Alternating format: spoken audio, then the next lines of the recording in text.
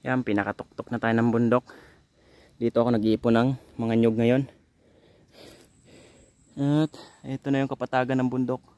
Yan, ito na yung pinakatuktok talaga. Yun, may marang pa, kita nyo. Yan o, may marang doon. Tapos ako ngayon, kasi nauuhaw. Yan, dito ngayon kuha tayo ng buko. Ayan, para pantanggal ng uhaw. So grabe, sobrang ganda dito, napakalinaw ng tanawin. Ito yung pinakagusto kapag nasa bukid ako kasi nakikita ko yung syudad. Sobrang ganda niyang pagmasdan yung karagatan kapag andito ka sa kabundukan. Sobrang ganda, ayan, nakita nyo naman.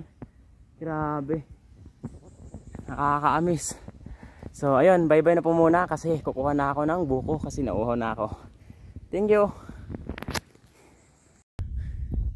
So yun guys, kapag nasa bundok ka, isa to sa mga dapat mong iwasan kasi sobrang sakit niyang mga kagat. Mga ilang oras bago mawala yung kagat.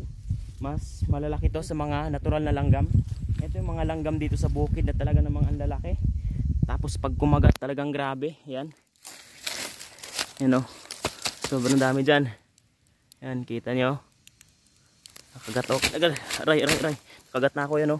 Grabe sila kumagat. Yan, yan yung mga malaking langgam na sa grabe sakit niyang mga kagat. Dami nila oh.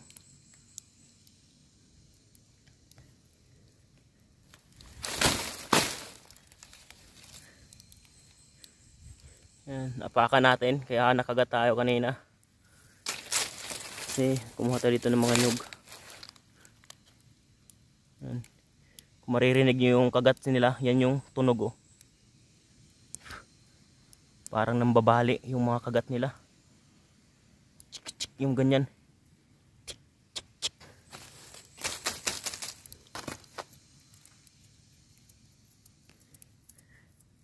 Siyempre mga taga-probinsya dyan, pamilyar na to. Shout out sa inyo. Yan, mga taong bukid, shout out sa inyo.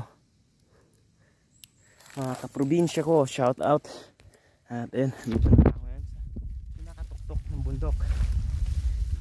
At grabe, sobrang ganda ng tanawin dito sa pinakatuktok ng bundok.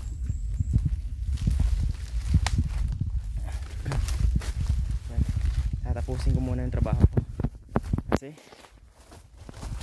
nag-iipon po ako ngayon ng nyug dito sa tuktok ng bundok.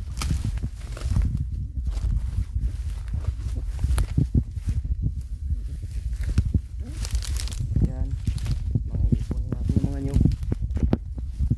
Ipon natin yan, itatapon sa pinakababa. So yan, bye bye, balik na ulit sa trabaho.